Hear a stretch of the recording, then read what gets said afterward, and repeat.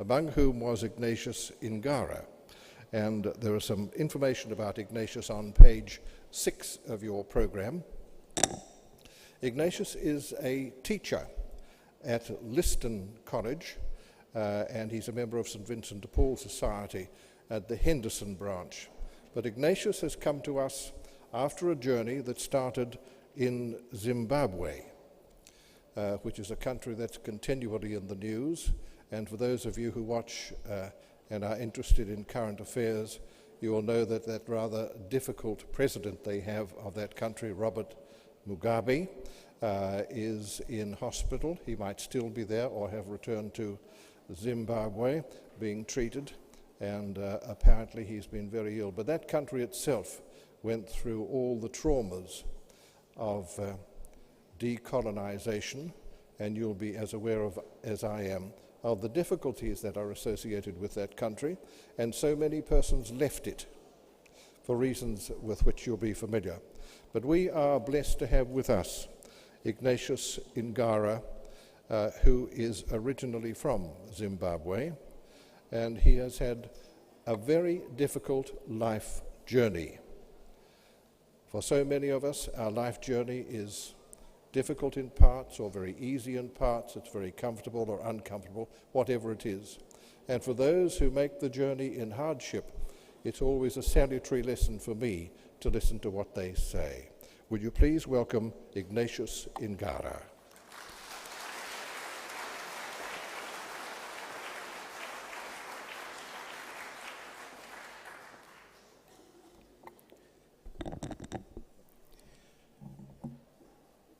Good morning, everyone. Every time I say my name is Ignatius, most of the people say, that's from Ignatius Loyola. And I always remark that I'm far from being a saint.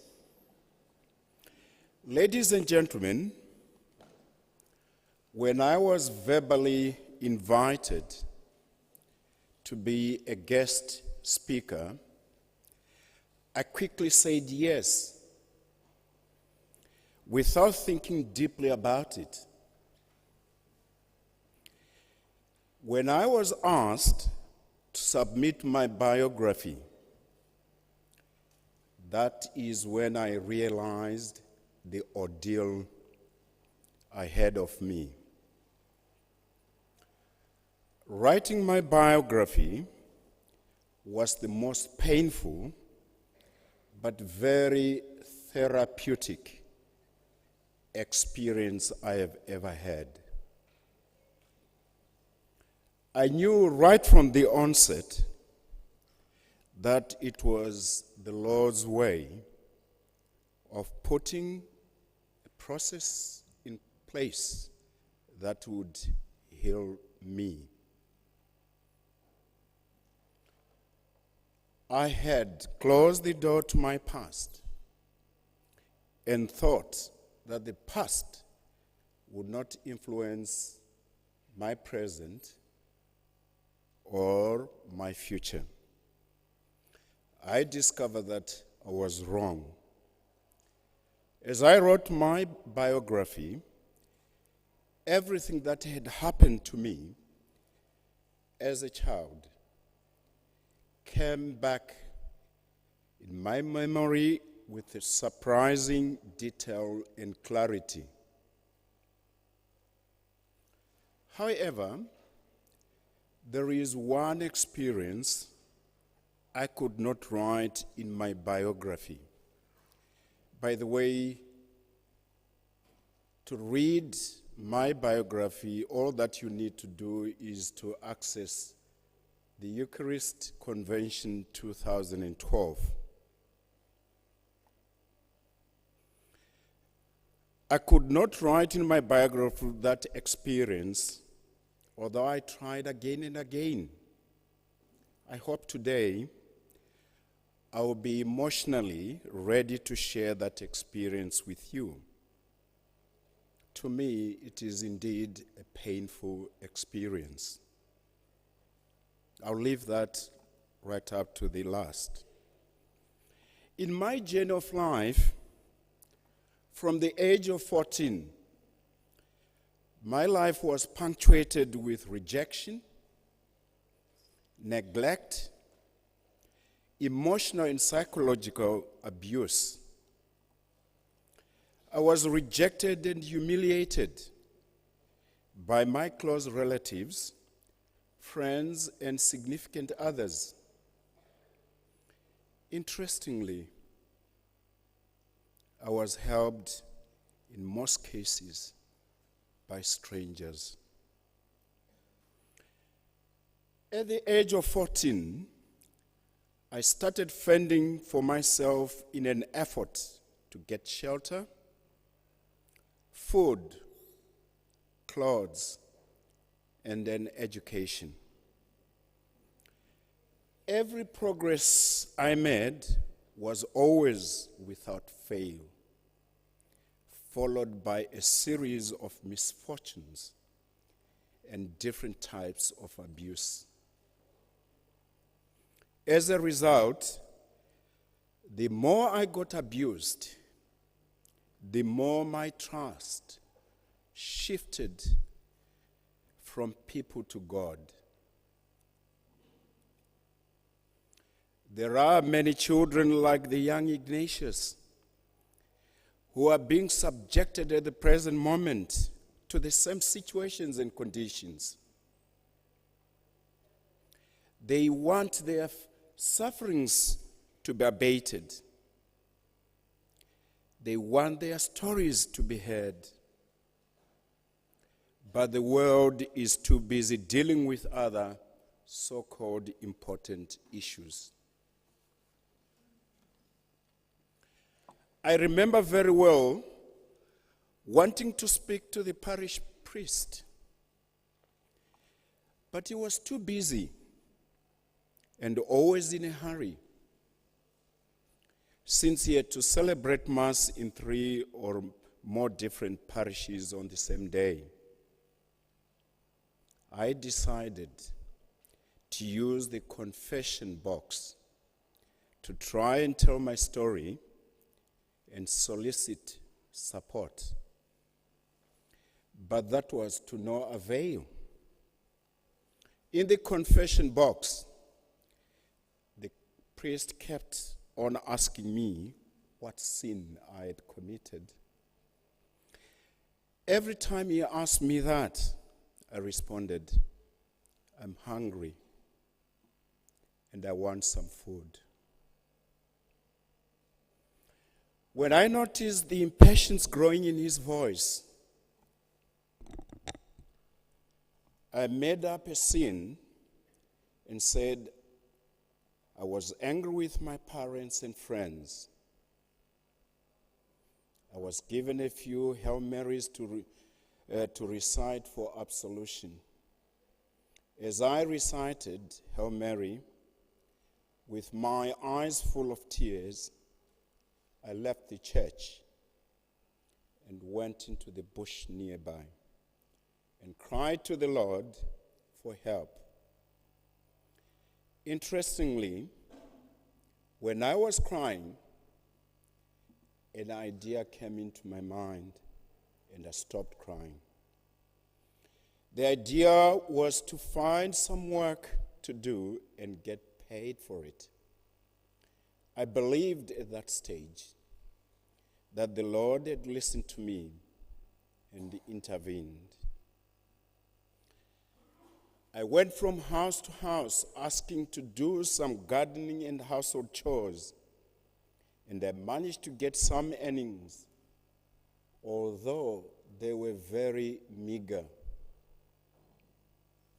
I praise the Lord for helping me. From there on, I found it very difficult to trust most of the people I interacted with. And I would not confide in anyone whatever problems I was facing. I had given up on the adult world and found refuge in the Lord. every time I wanted something, I would go out into the bush, sing and pray to the Lord, and make my request. My mates quickly noticed the change in my behavior and became more inquisitive as to why I would go into the bush alone. On one day, they followed me into the bush without my knowledge. They hid in the bushes around and listened to me, singing and then praying and making my request. After my prayer, they appeared in front of me awe-stricken. At first, I thought they had been appalled by my singing, because my singing, ladies and gentlemen, has always been awful. Up to now, my wife, who is in the audience, reminds me before Mass to just move my lips and not produce any sound when the congregation is singing. After a while, one of the boys asked me, "Who were you speaking to?" And I answered, "To the Lord my God." They looked at each other, perplexed. And another boy then asked me, "What did he say?" I answered quickly, "If you did not hear what he said, then you are a sinner and you are going to burn in hell." There was no better answer I could give than that. They all got frightened and ran away. The next day at school, other students just looked at me as if I was cursed. I immediately knew that something horrible had been said about me concerning the encounter in the bush. Some students just made signs that indicated that I was going crazy. As a result, my friends deserted me, and I no longer had friends to play with. I became very lonely. Surprisingly, I found it more enjoyable to work alone, and I became more studious. I think being studious was more of compensatory behavior rather than a genuine interest in studying. However, the comforting thing to me was that I had the Lord with me all the time. My faith and trust in the Lord increased. My biography covers the other numerous sufferings I experienced. But as I said earlier, there was one experience I failed to recount, because every time I came to writing that experience, I would emotionally break down. During my training as a teacher, for my practicum, I was posted to a school that was in the same location as my uncle's house, the last son in my father's family. He worked for the Rhodesian Railways. My uncle invited me to stay with him since his family lived in the rural areas. In the urban house, he lived with his nephew Choga, my cousin. Choga worked at a nearby shoe factory. A few weeks went by, and I had no problems at all. When my uncle went on annual leave, he decided to visit his rural home where his family lived.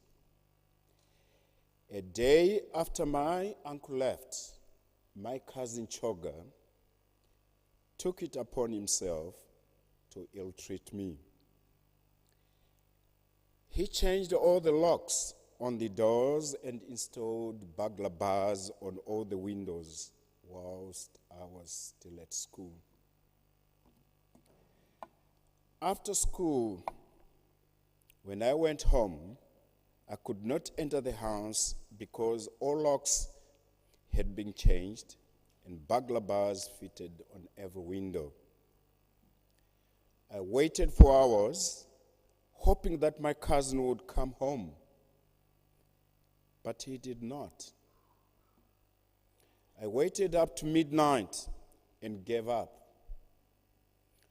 I went back to the school and entered the school hall since I had a key to the school hall. In the hall, I took down one of the curtains and wrapped myself in the curtain and went to sleep. Before sleeping, I made a short prayer, surrendering myself to the Lord. Early in the morning, I rushed back to the house hoping to find Choga still at home before he left for work, but the house was still locked. Choga had not come home that night. He had slept out. I went back to school to report for duty as a trainee teacher. I did not have a bath, and I went through the day on an empty stomach, but surviving on water.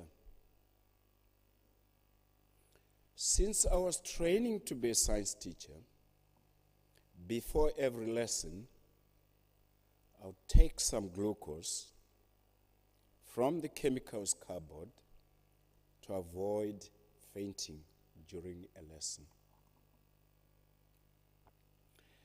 After school, I went back home, hoping to find Cousin Choga home. He was not there. I went back to school after having waited up to 10 p.m. Again, I took one of the curtains and wrapped myself and went to sleep. In the morning, I was awoken by a knock on the window. It was a student, the head girl, Idam Tuswa. He had been dropped off by her mother 2 hours before school started because the mother was going on a long journey. When I opened the door, she asked me why I was sleeping in the hall. And she also asked me whether I had a meal. I was embarrassed and speechless. It was humiliating to be found by a student in that situation. That was the only time I wished the floor could open and swallow me up. My fear was that the whole school would know that the trainee teacher was a vagrant.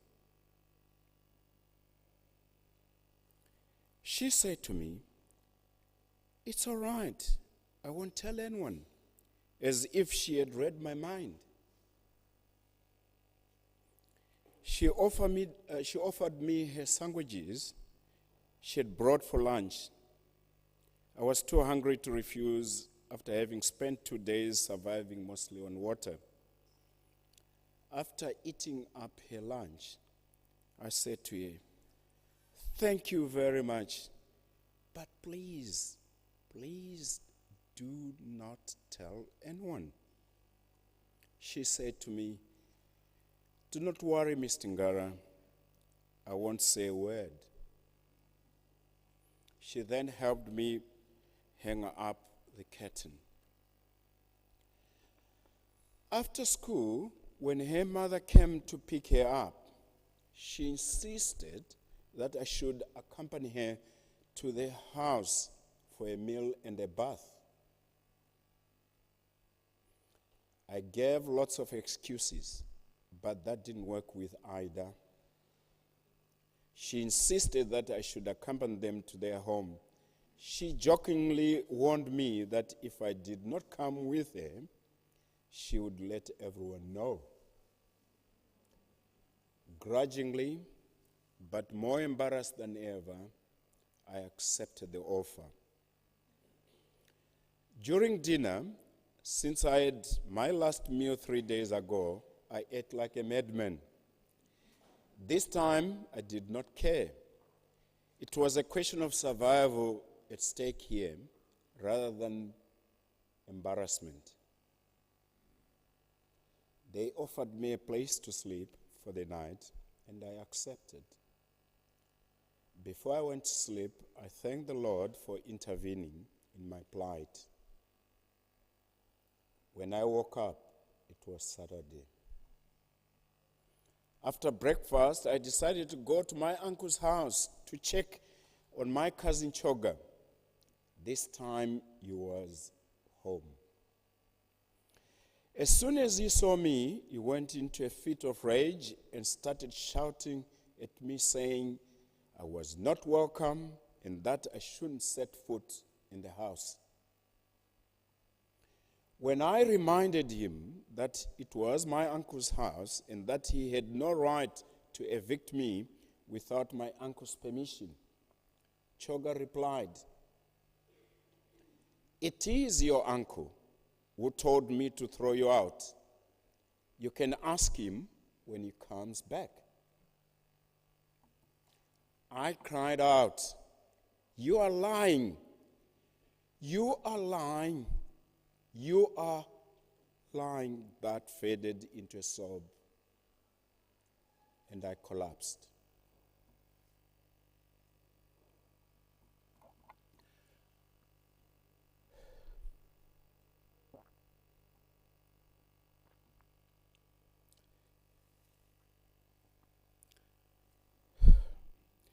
By then, a crowd had gathered to get free entertainment from the drama. Choga started to throw out my belongings, one by one, and making very offensive utterings every time he threw one piece out. My cousin Choga spoke as if he was possessed. The humiliation was unbearable.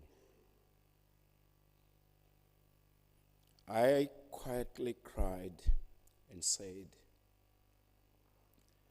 "Lord, I surrender myself to you. Please help me." And went on crying.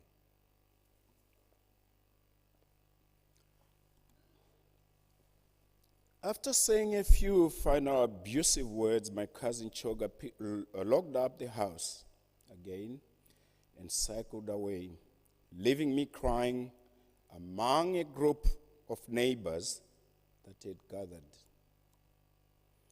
Within a few minutes, Mr. Nduna, a teacher from the school I was doing my practicum at, appeared on the scene and asked me to come home with him.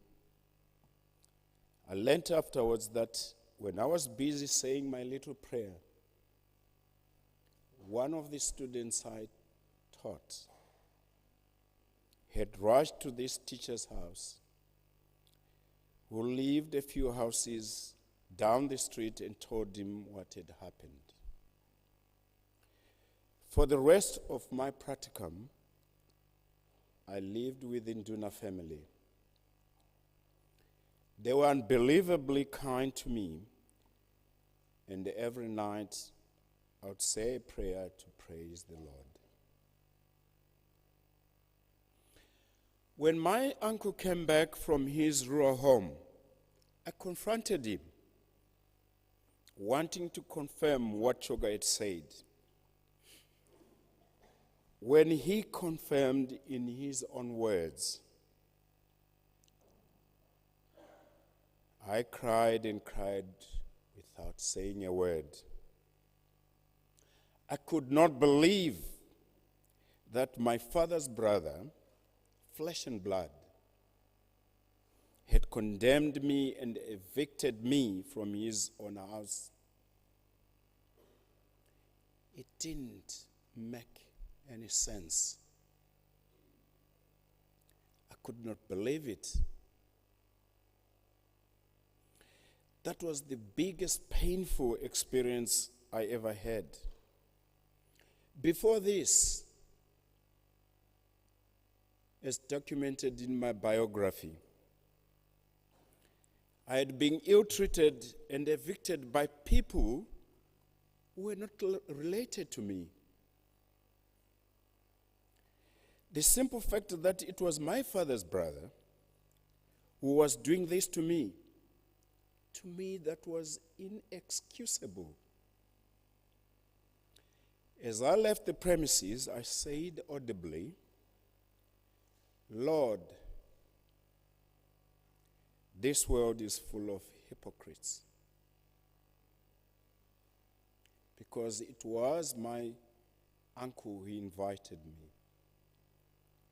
And it was my uncle who evicted me from his house. I said no more and walked off. After a number of years, my uncle, the same uncle who had evicted me from his house, lost his job with the railways. When he lost his job, he still had children who were still going to school. His youngest son was thrown out of school for failing to pay school fees. My mother persuaded me to take care of my cousin Gilbert, my uncle's son. I reminded her how he had ill-treated me. My mother insisted that my cousin Gilbert was innocent and should not be punished for the father's sins. I was unforgiving, and I said no.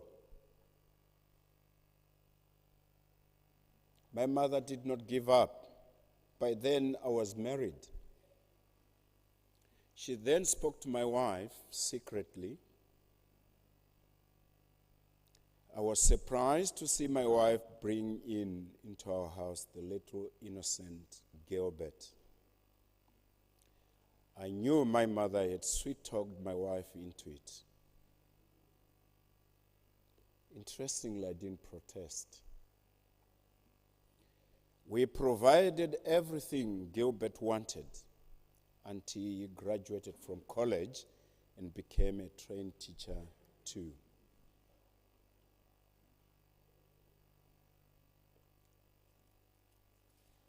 Before his death, my uncle requested to spend the last days of his life in my home.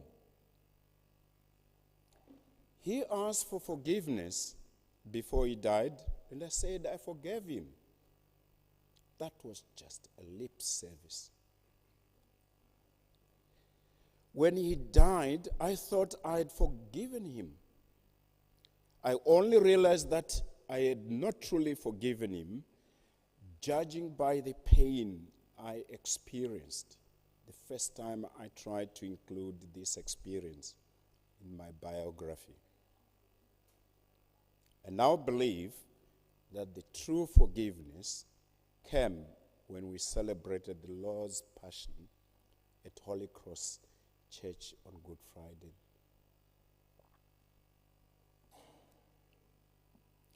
I realized that was part of a healing I was undergoing.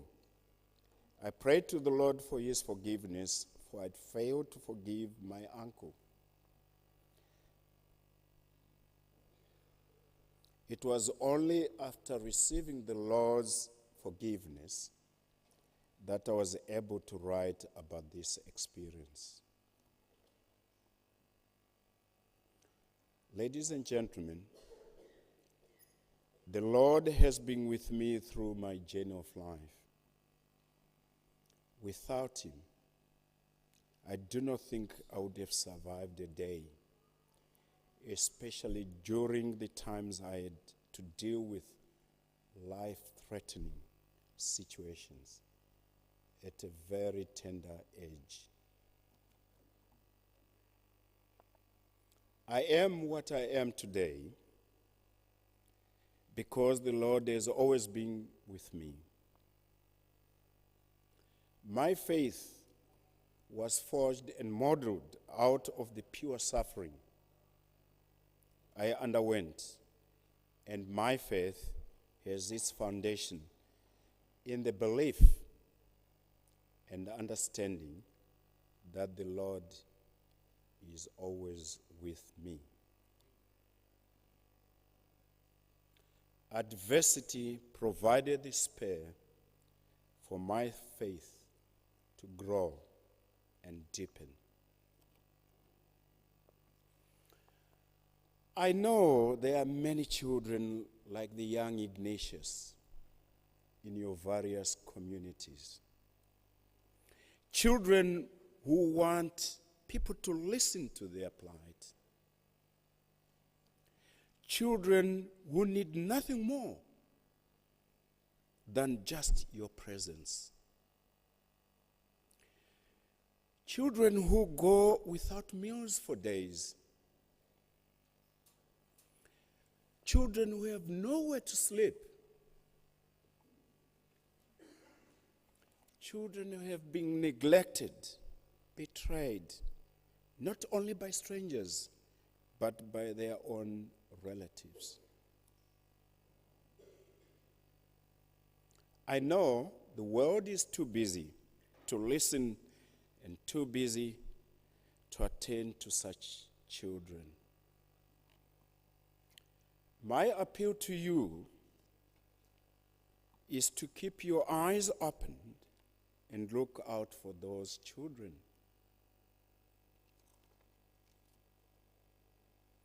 In addition, I appeal to you, ladies and gentlemen, to keep your ears open and listen to their stories. It does not matter how untrue they may sound. Just listen to their stories.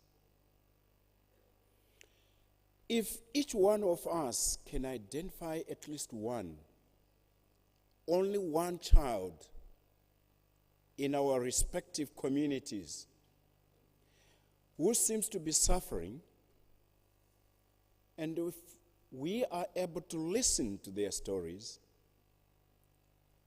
and help if we can, this world would be a better place to live in. It is my dream, as well as my wish, to see more unfortunate children helped. I believe that the more children we listen to, the more children we identify, and the more children that will be helped. With the number of children helped growing exponentially, we would have done God's wish. Since 1980, my wife and I have been helping not only students, but adults as well, from all walks of life. When they come back to thank us, we insist that they should thank God and try and help the next kid. When I came to New Zealand, I joined the St. Vincent de Paul Society to help the needy in my community. In addition, every month my wife and I send money from our own personal earnings, money to help those unfortunate orphaned children. in my country.